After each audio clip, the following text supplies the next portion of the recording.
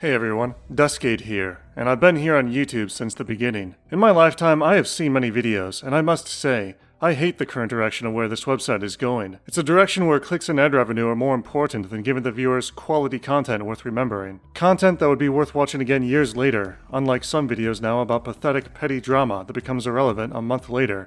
Irrelevant! I'm confident YouTube will become worse throughout time, and no matter how worse it gets, no other video sharing platform will be able to compete with it. Having more content and channels than ever before, it would be fair to think that YouTube now is superior. Yet I would argue that the platform is best defined by the content promoted to the viewers and the experience they get out of it. Like the quote, "You are what you eat, we are what we consume," and in terms of media, we've been consuming a lot of shit. Instead of promoting the same creative and wholesome content that made YouTube successful in the first place, YouTube now likes promoting the same soulless, repetitive garbage, such as people trying foreign foods. Have some patience.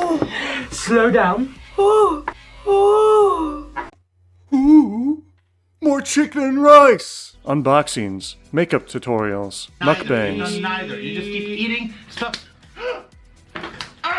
late night shows and news channel highlights, because YouTube is apparently TV now, lazy reaction content, people cashing in on trends, including all those mediocre boxing fights, many of which are probably staged. And what we'll see most, product reviewing and drama reporting. That's the not-so-secret Krabby Patty formula for success now. Review product, report drama. Let's start with that.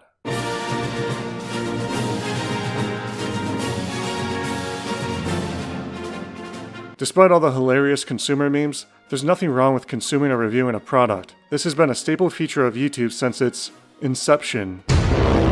So what's the catch? It's about products, brands, and franchises being the main focal point of the platform, leading it to become a corporate machine about materialism. More products, more advertising, and less of the people. Unless if it has to do with drama, of course, but we're not at that part yet. YouTube's original slogan, "Broadcast Yourself," was meant to express that the website was about you and the average viewer, and it was for a long time. Average viewers were the ones to become big creators and the faces of the website. Then came businesses such as T-Series, when they realized how much success and revenue they could acquire here. YouTube, being a business itself, likes money just as much as these other companies.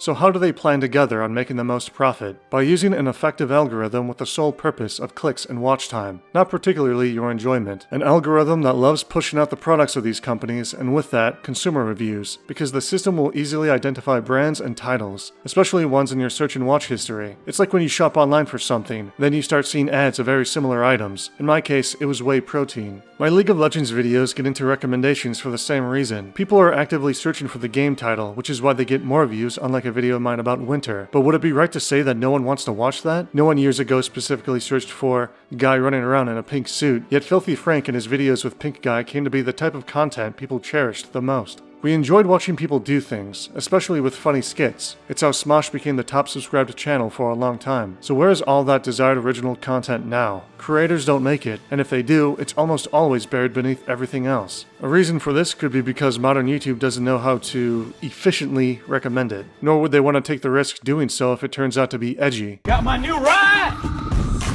It's a Nissan. It's got a V4 engine with extra clutches. It goes fast. That's what that means. You dump it.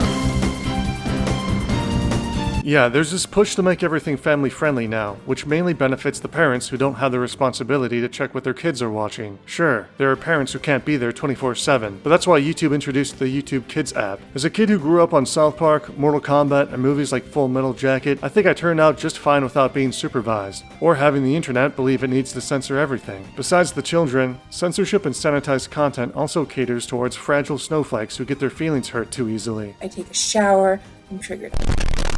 The increasingly strict guidelines and this fear of criticism is what kills creativity and limits our opportunities. These guidelines are what got the leafy content cop taken down. That video was a national treasure from that era of YouTube. Some may defend the standpoint of it being removed because it was bullying, but what is bullying? Whatever it is, it's apparently okay in some cases because it still exists in thousands of videos here on the platform. What kind of fucking name is Jalen? Some nigga that donated me $1 name was Jalen. Nigga, that sound like you play with bouncy balls for the rest of your life. There's an unexplained bias, and I'll have to tackle that in a separate video. The people who make issues out of mature content only make up a small fraction of the viewer base, although they're still part of the advertising market, meaning it's more money to be collected. This means the system will continue recommending whatever is safe both on the training page and the homepage. Speaking of the homepage and related searches, ever watch a single video on a subject or person? Maybe you wanted to find out who Andrew Tate was when the internet couldn't stop talking about him. It's Andrew Tate. Andrew Tate. Andrew Tate. Andrew Tate. Andrew Tate. Andrew Tate. Andrew Tate. You're literally a human trafficker. Yes, we are talking about Andrew Tate. If you don't like what I do, but you watch everything I'm doing, you're still a fan. No, actually, the statistic here. Tate.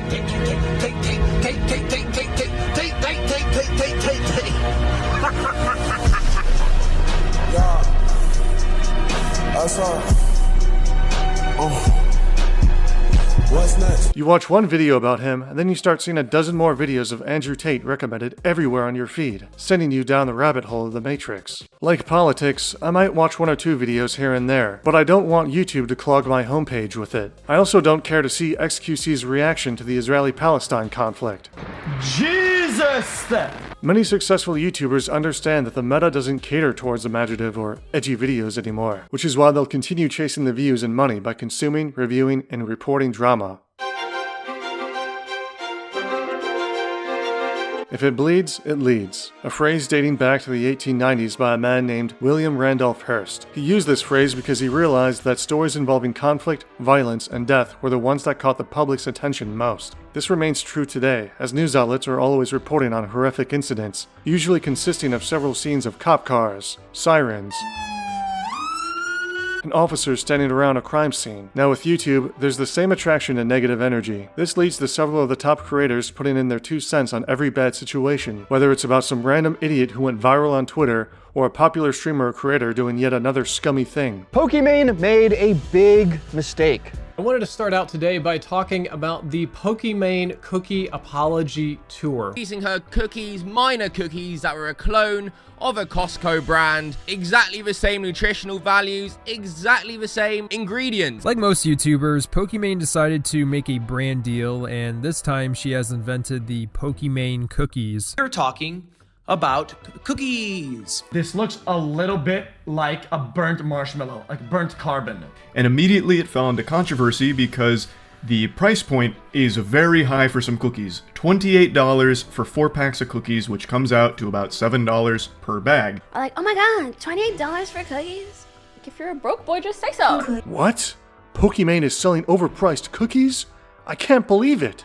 Fuck this 24/7 internet spew of trivia and celebrity bullshit! I miss the time when we only had 2 big channels that reported on internet drama, Keemstar and Scarce. Hey, what's up guys, it's Scarce here. We didn't need 1,000+ channels covering this crap with a bunch of videos displaying the same footage, analyzing it as though it wasn't obvious to the viewer, and explaining how bad thing is bad until they reach the 10-minute mark for the best ad revenue. They'll rinse and repeat that until we're left with an online environment that drains the faith of humanity instead of restoring it. Since we're on the topic of spreading negative vibes, I can't forget to mention the popular videos about the downfall of this YouTuber. Oh boy, there's nothing quite like enjoying a video about the tragic downfall of someone's life. I love watching people hit rock bottom and getting depressed. More tragic videos, please. I just can't do it. I can't take this shit no more, man. Clickbait has evolved through the years and it remains effective in modern times. I hope for a time where I don't have to see hundreds of video thumbnails of people doing the soy jack face. Their mouths always open. Shut your mouth, or I'll kick your teeth down your throat and I'll shut it for you. There's also this need to have big font letters, which I've done myself. It helps explain the content, but it gets annoying considering it can be vital for your video to succeed. Yellow letters! Calling out attention by any fucking means possible! Big fucking exaggerated facial expressions!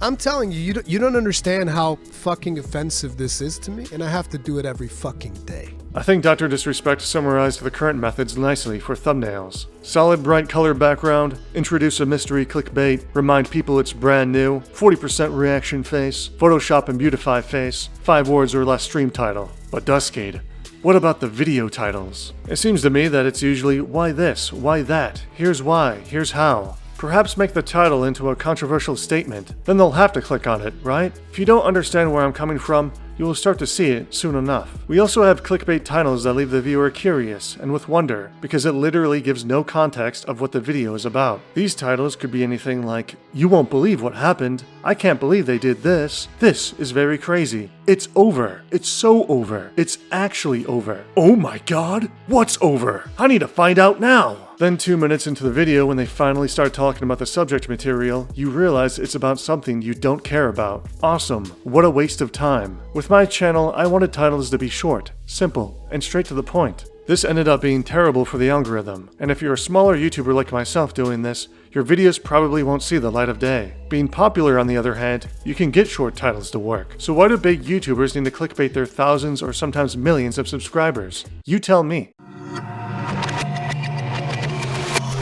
Editing is too important now, and can make or break a video. A video with real content may appear bad with subpar editing, while a video that lacks content will appear good with above par editing. Basically, editing can make anything interesting, including taking out the trash as long as you have enough scenes, cool transitions, overlays, and maybe some dubstep music.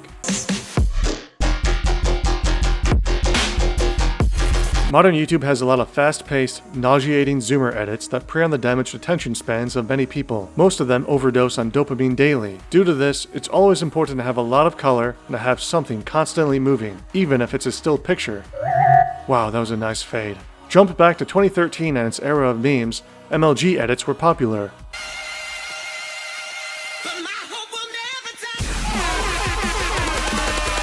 However, those edits were done ironically. The ridiculousness of all the dozens of clips, effects, and sounds together was the joke. These days, such edits are unironic and normal.